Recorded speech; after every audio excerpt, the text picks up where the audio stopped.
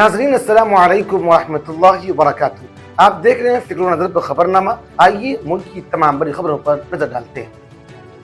इमारत शरिया का वफ्द नायब अमीर शरीयत मौलाना शमशाद रहमान कासमी की क़यादत में नालंदा फसाद मुतासरीन से मुलाकात करके सूरत हाल का जायजा लेते हुए और आतिश ज़दा मदरसा अजीजिया की लाइब्रेरी, मदरसा शाही मस्जिद व सिटी होटल व दीगर मकामात का मुआयना करते हुए वफ्द में शामिल है कायम मकाम नाज़िम मौलाना मोहम्मद शिबली अल कासमी, काजी मंसूर, ऐसे मशरफ व दीगर मकामी हजरात। वफ्द ने मस्जिद के इमाम मौलाना शहाबुद्दीन साहब, मदरसा अजीजिया के प्रिंसिपल मौलाना शाकिर कासमी व दीगर मकामी जिम्मेदारान ने वाक़या की तफसीली मालूमात हासिल की और उन्हें तसल्ली दी और इंसाफ की यकीन दहानी कराई। मीडिया रिपोर्ट्स के मुताबिक इलाहाबाद हाई कोर्ट की लखनऊ बेंच ने 5 अप्रैल 2023 को दाई इस्लाम मौलाना कलीम सिद्दीकी की जमानत अर्जी को मंजूर कर लिया है। रियासत उत्तर प्रदेश के मुजफ्फरनगर से ताल्लुक रखने वाले मारूफ आलिम दीन मौलाना कलीम सिद्दीकी को तब्दीली मजहब के इल्जाम में सितंबर 2021 में गिरफ्तार किया गया था। 5 अप्रैल को इलाहाबाद हाई कोर्ट की लखनऊ बेंच ने उनकी जमानती अर्जी को मंजूर करते हुए कोर्ट ने मौलाना को अबूरी जमानत दे दी है। रिपोर्ट्स के मुताबिक मौलाना जल्द जेल से बाहर होंगे। सुप्रीम कोर्ट की जानिब से 14 ओपोजिशन जमातों की अर्जी पर समाअत करने से इनकार के बाद 14 ओपोजिशन जमातों ने अपनी दरखास्त वापस ले ली है। अदालत ने कहा है कि सियासतदानों के लिए अलग उसूल नहीं हो सकते। ओपोजिशन जमातों ने अपनी अर्जी में ईडी और सीबीआई जैसे तफ्तीशी एजेंसियों के गलत इस्तेमाल का इल्जाम लगाया था।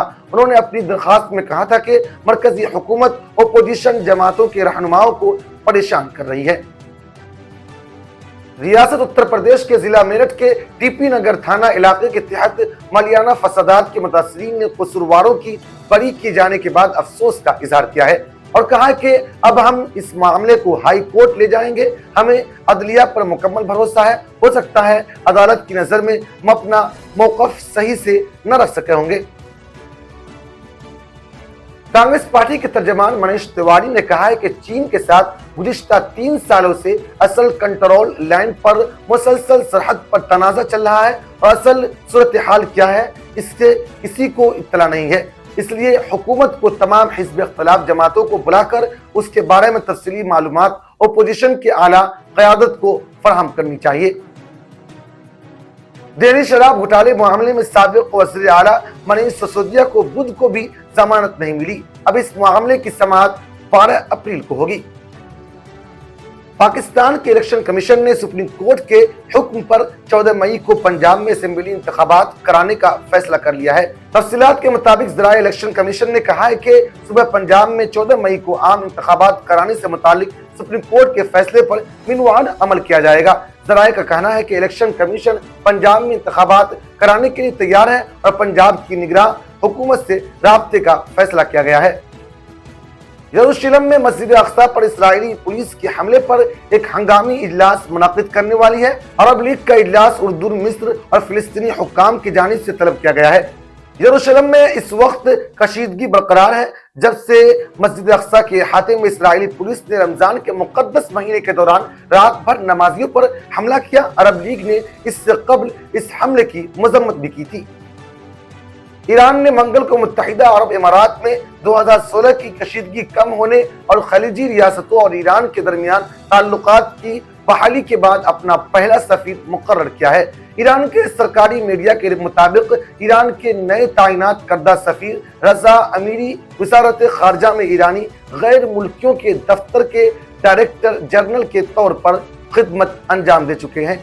अमीरी इससे कबल अल जजीरा, सूडान वगैरह में भी ईरान के सफीर रह चुके हैं। कोलकाता नाइट राइडर्स के लिए आईपीएल 2023 अब तक खिलाड़ियों की चोट और गैर मौजूदगी की वजह से अच्छा नहीं रहा। पहले टीम के कप्तान सुरेश अय्यर कमर की इंजरी के बाइस से पूरे टूर्नामेंट से बाहर हो गए। फिर तजर्बाकार ऑलराउंडर शकीबुल हसन ने भी जाती वजूहात की बिना पर इस सीरीज से अपना नाम वापस ले लिया है।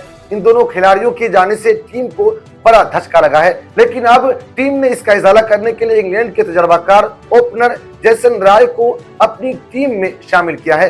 केकेआर ने ट्वीट करके इसकी जानकारी दी। नाजरीन, आज के खबरनामा में इतना ही। मजीद खबरों और तज्जियों और तफसीरों के लिए जुड़े रहिए फिक्र नजर ऑफिशियल से। फिर मुलाकात होगी।